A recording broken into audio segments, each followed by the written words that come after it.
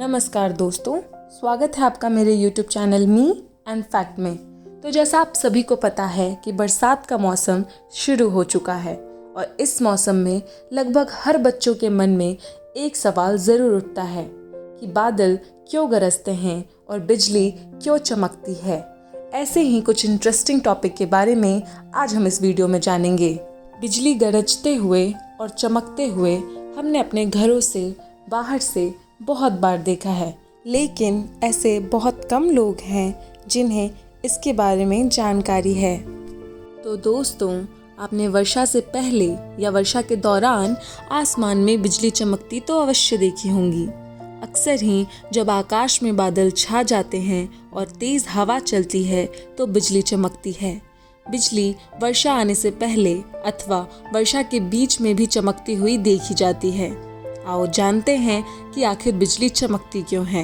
आकाश में चमकने वाली बिजली विद्युतीय निर्वहन यानी इलेक्ट्रिक डिस्चार्ज द्वारा उत्पन्न एक फ्लैश यानी तेज रोशनी होती है। आपने अपने घर में या बाहर बिजली की तारों में उत्पन्न छोटी चिंगारी तो देखी होगी। आकाश की बिजली भी इसी चिंगारी की तरह होती है, बस अंतर यह है कि यह चमकने वाली बिजली बड़े पैमाने की चिंगारी होती है। तो आइए जानते हैं कि बिजली पैदा कैसे होती है। बादलों में नमी होती है। यह नमी बादलों में जल के बहुत बारीक कणों या बर्फ के क्रिस्टल्स के रूप में होती है। जब हवा और इन जलकणों के बीच घर्षण होता है तो इस घर्षण से जलकण आवेशित हो जाते हैं यानी चार्ज हो जाते हैं। बादलों के कुछ समूह धनात्मक मीन्स पॉजिटिव तो कुछ ऋणात्मक मीन्स निगेटिव आवेशित होते हैं।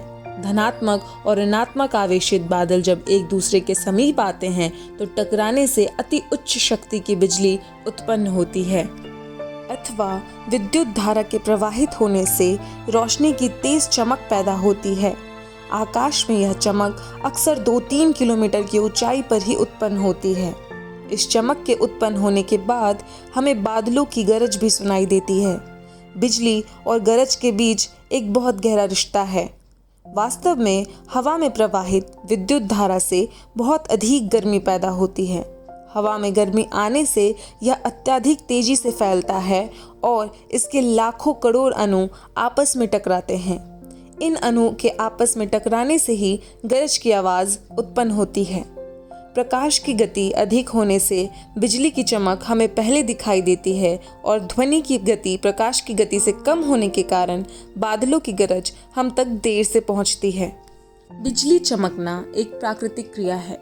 जब ज़्यादा गर्मी और नमी मिलती है तो बिजली वाले खास तरह के बादल थंडर क्लाउड बन जाते हैं और तूफान का रूप ले लेते हैं।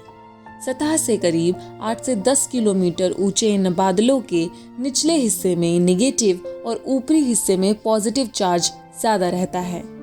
दोनों के बीच अंतर कम होने पर तेजी से होने वाला डिस्चार्ज बिजली कड़कने के रूप में सामने आता है। बादलों के बीच बिजली कड़कना हमें नजर आता है और उससे कोई भी नुकसान नहीं है। नुकसान तब होता है जब बादलों से बिजली जमीन में आती है।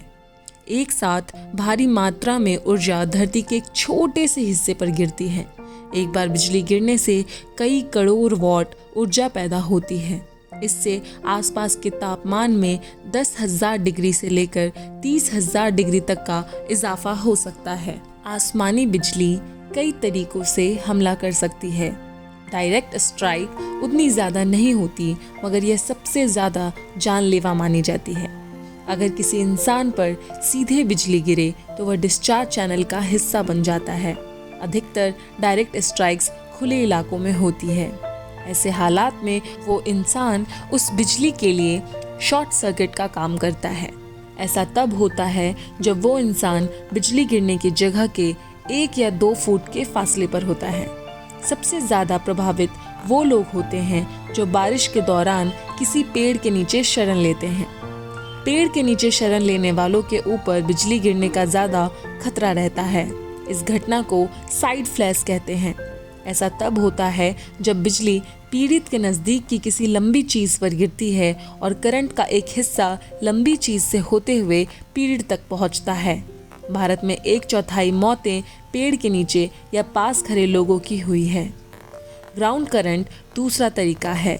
जिस जगह बिजली गिरती है उसके आसपास करंट फैल जाता है। अमेरिका की वेदर सर्विस के अनुसार सबसे ज़्यादा मौतें इसी की वजह से होती हैं। आकाशीय बिजली का तापमान सूर्य के ऊपरी सतह से भी ज़्यादा होता है। इसकी क्षमता 300 किलोवाट अर्थात 12.5 करोड़ वॉट से ज़्यादा चार्ज की होती है। यह बिजली मिलीसेकंड से भी कम समय के लिए ठहरती है। दोपहर के वक्त इसके गिरने की संभावना बहुत ज़्यादा होती है। यह मनुष्य के सिर, गले और कंधों को सबसे ज़्यादा प्रभावित करती है। आइए जानते हैं कि आसमानी बिजली के खतरे को कम कैसे कर सकते हैं। हमें सक्यूलेंट पौधे जैसे नीम, पीपल और बरगद आदि के पेड़ लगाने चाहिए। सड़कों के किनारे कच्ची जगहों पर फलदार पौधे लगाने चाहिए। ऊंची बिल्डिंगों पर लाइटनिंग कंडक्टर लगाना ज़रूरी किया जाए। बिजली पैदा करने वाली चीज़ों से दूरी बनाकर रखें, जैसे रेडिएटर, फ़ोन, धातु के पाइप, स्टोव इत्यादि। अगर आप बादलों के गरजने के समय घर के अंदर हैं तो घर के अंदर ही रहें। बिजली चमकने के दौरान खुले मैदान या पेड़ के नीचे ना रहकर किसी ऊंची बिल्डिंग के नीचे खड़े हों। इलेक्ट्रॉनिक डिवाइस का इस्तेमाल ना करें। जिस समय बिजली कड़क रही हो उस समय मोबाइल का इस्तेमाल भी ना करें। ऐसी कुछ सावधानियां बरतने से आप इस घटना के शिकार बनने से बच सकते हैं। आई होप आप लोगों को ये वीडियो पसंद आया हो। अगर आपको ये जानकारी अच्छी लगी हो तो मेरे चैनल को सब्सक्राइब करें और इस वीडियो को लाइक, शेयर और कमेंट करना ना भूलें। Thank you.